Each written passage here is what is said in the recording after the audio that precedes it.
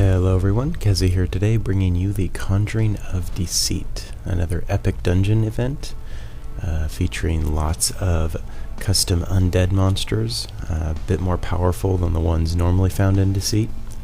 Went there with a variety of different builds, starting out with the imps, used some bears, some scorpions, an axer, all kinds of stuff. Now for this particular dungeon, the amount of monsters was actually greater than the difficulty of the monsters, just because Deceit on its own is a pretty easy dungeon.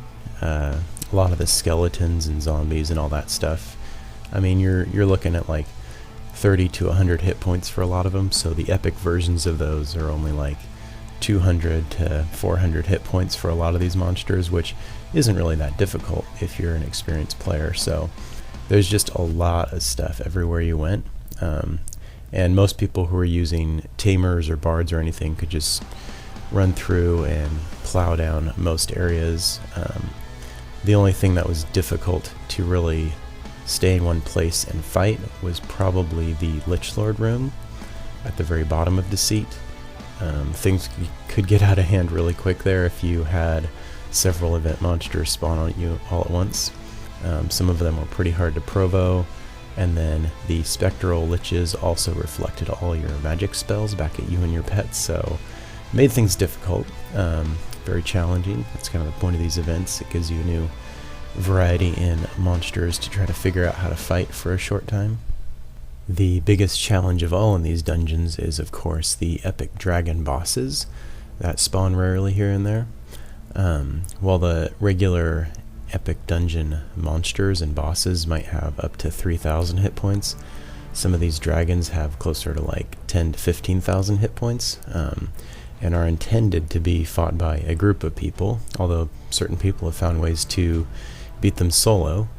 And that's just due to, players being clever and finding all kinds of ways to approach these challenges, as each of the dragons has its own set of, skills, abilities. Some of them reflect magic, some of them have area attacks, a lot of them dispel summons, some of them don't, some of them sneak around invisible. I mean, there's all kinds of dragons to fight. I actually made the mistake of trying to fight the Revenant Queen, which was a new boss, with my scorpions, and that ended poorly. I had to bring in the drakes pretty quickly to soak up the damage so I could actually kill the thing. But it was still a fun fight. There was that. There was the Revenant Lord, which is like another Revenant boss, but much more difficult than the regular Revenant. But yeah, just all kinds of variety in the spawn here. And with everyone in the same dungeon, you can of course expect to be visited by some reds along the way. I think it's actually a good thing that these dungeons kind of get everyone into the same place. It makes things easier for the reds, yes, but it is a fell server. If you want to avoid them, you can play a low risk build like a Provo Mage, so you can just recall macro out the very second you see a red. Or you can just roll around in groups, which is definitely a safer way to go against reds, but sometimes the reds come in big groups too, so it's risk versus reward. That is one of the funnest parts about this game, I think. Oh, and one last feature about the epic dungeons that also has good risk and reward is the Rogue's Passage. If you have a character with stealthing and lockpicking, you might want to check one of these out. Each epic dungeon has them. It's just a little area set aside that has unique hidden treasure guardians. Mainly it's just there, go there, pick the locks, get as much treasure as you can.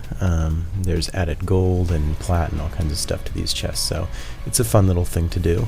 There's not really a lot of rogue specific events for this game, but the epic dungeons do provide something for that. All in all, there was something fun for everyone to do here.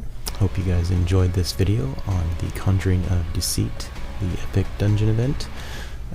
Given the time of year, my next video should involve some holiday Christmas content, hopefully. Either way, thanks for watching. Hope you guys enjoyed this video. If you have any comments or questions, feel free to leave them.